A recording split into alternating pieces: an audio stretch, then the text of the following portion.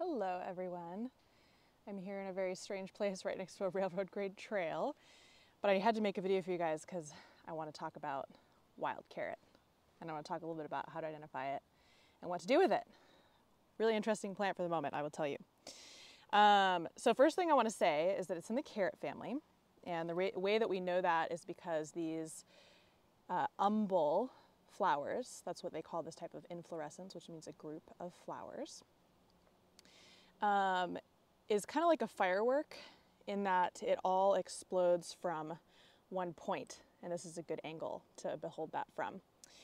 And so that's any member of the carrot family, including poison hemlock, including like cumin, coriander, they're all going to have umbel flowers. And so we need to be careful because there's lots of poisonous members of this family that we have exactly what we think we have. And one of the ways that we can identify wild carrot in particular is that it has this snowflake-like dendrite pattern. I don't know if you can see, I'm trying to get the flowers away so you can see just the dendrite at the base of the inflorescence here. They're these kind of leafy things. So some members of the carrot family are going to have like a little bract there, which means it's just going to look like a little triangle-shaped leaf. Some things have absolutely nothing there.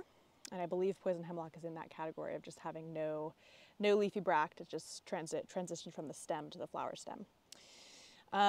So that's one way that we know we have wild carrot, but never go with only one identifying characteristic when we're dealing with a poisonous lookalike, right? So a couple other things we can look for on the wild carrot plant are this hairy stem. You can see how big those hairs are. Poison hemlock has a smooth stem, so this is called a pubescent stem. Poison hemlock has a glabrous stem, which means it's hairless. One of the other things about wild carrot is it has fairly narrow leaves. You can kind of see that the general shape of this leaf is pretty narrow, whereas a lot of the other poisonous carrot family ones will be much wider, more like parsley looking.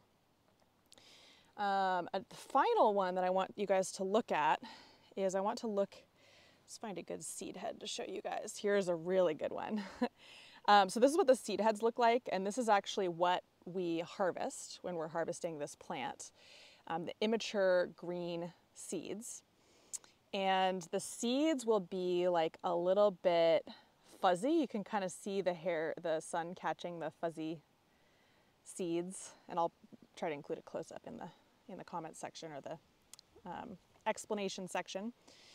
But this, by the way, is also known as Queen Anne's lace, and I believe that the reason it's called that is if you notice in the middle of this flower there's a little black dot, and that's supposed to be Queen Anne's blood. I don't know what the exact story is, so we'll have to look it up. But a lot of people get confused when I say wild carrot. I actually am talking about Queen Anne's lace. It's the exact same plant. So obviously it's in the carrot family. I also want to show you the root because, whoops, I pulled out that root. There we go. Here's the root. This one is pretty small. You'll find it's growing in a pretty dry place. This is like really basically just gravel. It's really dry. But you'll find larger ones. This is actually the same species as table carrot, which is Daucus carota is the scientific name.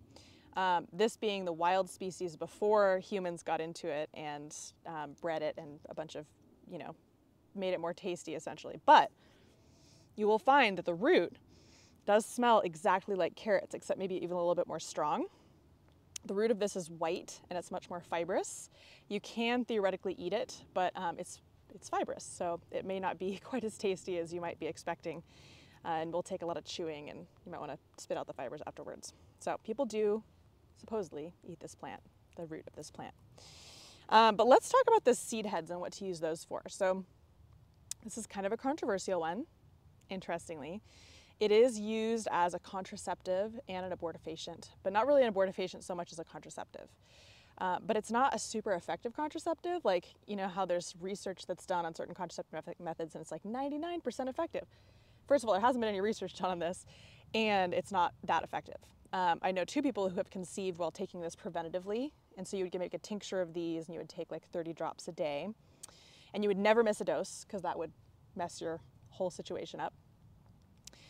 So to me, this feels like more of a plan B or like a backup option if you're not on hormonal birth control, which really messes up a lot of people. I think this is a good option for just kind of like making it less likely that you'll get pregnant. But I think that it's good to have other things on your side, like fertility awareness method and condoms and just generally being careful. But this is a good plant ally because it's also one of the less toxic ones. However, I think that the way this works is it actually irritates the lining of the uterus and prevents implantation. And it also irritates the lining of your bladder. So I actually can't take this one because it irritates my bladder. My bladder's a little irritable as it is. And so if you're finding that that's true for you when you're taking this, you might need to find something else. That said, wild carrot seed oil is becoming popular as kind of like an anti-aging skin thing. So I'm excited for next week. We're going to try making a hydrosol. That's why I'm out here collecting these seed heads. And they're quite nice and aromatic. They're really sweet smelling. You can get wild carrot essential oil at like the natural food store, and you can find it in a lot of the anti-aging formulas and creams and stuff like that. So kind of trending for that. And you could definitely like infuse it in witch hazel and make a toner out of it. That sounds really great. Actually, I want to try that. Make a hydrosol, infuse it in oil, you know, make it like an alcohol intermediary oil. So do some experimentation. I would love to hear what you guys love to use wild carrot for, and if you've harvested it, and if you have any questions, please let me know. But it's definitely out right now. I'm out in North Bend, and these are just getting ripe. So let me know what your adventures are. See ya.